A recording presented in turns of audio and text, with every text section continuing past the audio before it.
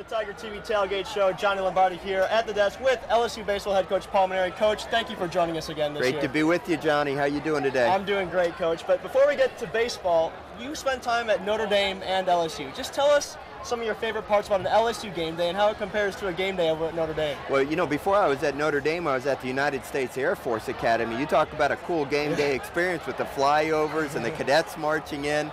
Obviously, Notre Dame has great tradition, but everything pales in comparison to LSU, let's be honest. Look at this scene out here. This is amazing. The excitement, the passion, the love of this school is second to none. Absolutely. Now, as a coach, when a team suffers a defeat like LSU had last week, what is the mindset of controlling your team and trying to regroup, whether it be baseball or whether it's Les Miles and the football team? Well, you know, it's funny because I was driving around the campus a little while ago with my son and my daughter and my son-in-law and grandson, and we stopped at a tailgate and said hello to some people, and a few of my players were at one of these tailgates, and they were telling me that they thought it was kind of dead on campus. And I said, well, you know, this is kind of like us playing McNeese State in a midweek game after a weekend series in the SEC.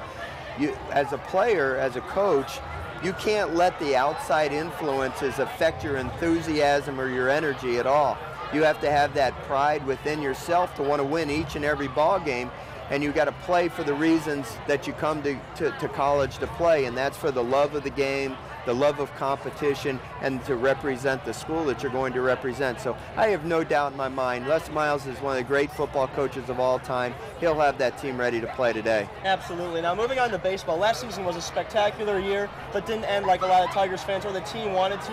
What went wrong at the end of last year in the regional, and what was one of your favorite moments from last season? Well, let me say this. I don't use the term spectacular unless we win the national championship. That's very true. It was a very good year. I also don't want to say it was a very poor year because we didn't win the national championship, or we got upset in the regional tournament there by Houston. You know, we had a lot of great moments last year, really, Johnny. There were some special times and some wonderful moments that the kids really came through in the clutch. But unfortunately, you know, at LSU, fortunately I should say, or unfortunately, you get measured by what happens at the end of the year. And we got into the postseason. I thought for 10 games and 7 innings, we were probably the best team in the country. Yeah. And then we had that one bad inning against Houston in the 8th inning where they scored 4 runs. Up until that point, we had only given up 4 runs in a single inning 3 other times all year. So how that happened, it's hard to believe. You know, they didn't even hit a ball hard. It was just a bloop here and an umpire's call here and those type of things. We lose in extra innings, and all of a sudden the season comes to a screeching halt. But, you know, people say, is that going to be a motivation for this year? I honestly can tell you it's not. What's a motivation for us is to dwell on the positive of what we did last year. I think our team took a lot of confidence from what we did. You know, we had some areas we weren't really that deep in, and we overcame it. I think our team's going to be much better this year, and I think we have a chance to win it all. I really do. Now, it was released yesterday that Mac Marshall has left school and left the program. Is there anything you can say regarding that situation, about what happened, how shocked the coaching staff was, and what's the role moving forward with that whole situation? Well, I was absolutely shocked. No inkling whatsoever. He walked in my office at 1 o'clock yesterday and told me that he wanted to leave, that he just didn't like going to classes, and that he wanted to go into the draft next summer. So he was going to transfer to a junior college. I was really taken aback. I was very disappointed, of course. But this is the thing, Johnny. I've already forgotten about it. I really have. Yeah. If you hadn't brought it up, I've already put it behind us. Our team's put it behind us. We have an outstanding freshman class. And quite frankly, we've got some pitchers that were looking better than Mac. Alex Lang, Jake Godfrey, Doug Norman, who am I forgetting of that big four of the Jared. Jared Poche. I mean, we had a lot of guys that were looking better than him. Yeah. So I'm not so sure he would have made our starting rotation, quite frankly. So look, I don't have any animosity towards him. All I care about is the boys that are here, that want to be here at LSU. Those are the ones we're going to work with, and those are the ones that can lead us to a championship. I have no doubt about it. Even though this season upcoming is a few months away, there's fall ball and off-season training.